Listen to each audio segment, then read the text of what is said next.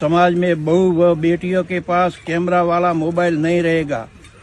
Mobile phone बिना camera वाला जिससे बातचीत हो सके वह रख सकती है, जिसे सर्वसहमति से प्रस्ताव पास किया गया। पढ़ाई करने वाली लड़कियां पढ़ाई की जरूरत में अगर जरूरी लगे तो वो बच्ची घर आने के बाद मोबाइल अपने घर से बाहर नहीं ला सकती।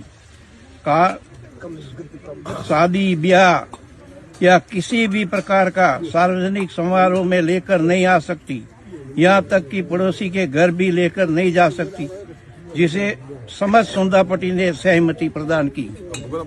21वीं सदी के भारत में जहां डिजिटल इंडिया की बात होती है, वहीं राजस्थान के जालौर जिले से एक ऐसा फैसला सामने आता है जिसने समाज को 2 धड़ों में बांट दिया है। यहाँ पंचायत ने 15 गांवों की बहू बेटियों के लिए कैमरा वाले मोबाइल फोन पर पूरी तरह पाबंदी लगा दी है। सोचिए, देश 26 जनवरी को गणतंत्र दिवस मनाने जा रहा है और ठीक उसी दिन से कुछ गांवों में महिलाओं के लिए डिजिटल आजादी पर ताला लगने वाला है। पंचायत का आदेश है कि बहू बेटियां स्मार्टफोन नहीं रखेंगी। कैमरे वाला मोबाइल पूरी तरह प्रतिबंधित। समारोह हो, पड़ोसी का घर हो या सामाजिक कार्यक्रम, मोबाइल साथ ले जाना मना है। पढ़ने वाली बच्चियां भी घर से बाहर फोन नहीं ले जा सकेंगी। ये फैसला जितना सख्त है उतना ही चौंकाने वाला भी। क्या है पूरा मामला, चलिए आपको बताते हैं।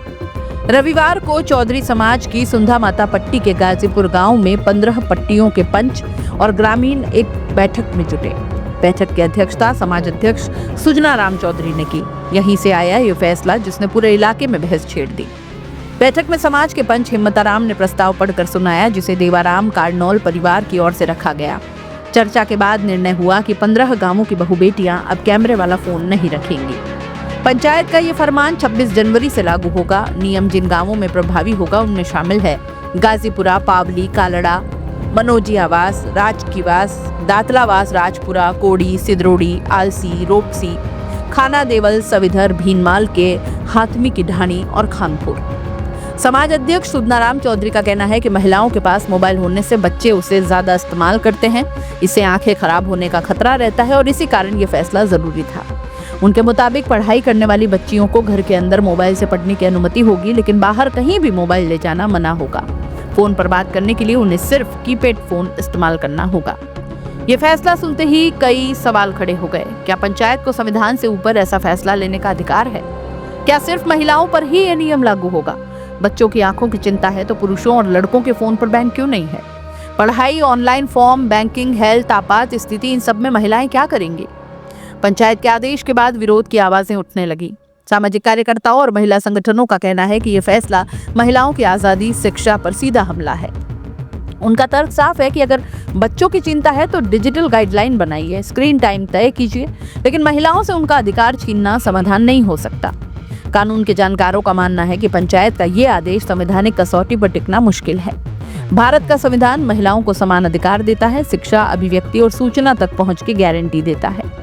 पंचायतें सामाजिक सलाह दे सकती हैं, लेकिन व्यक्तिगत स्वतंत्रता पर पाबंदी लगाने का अधिकार उनके पास नहीं है।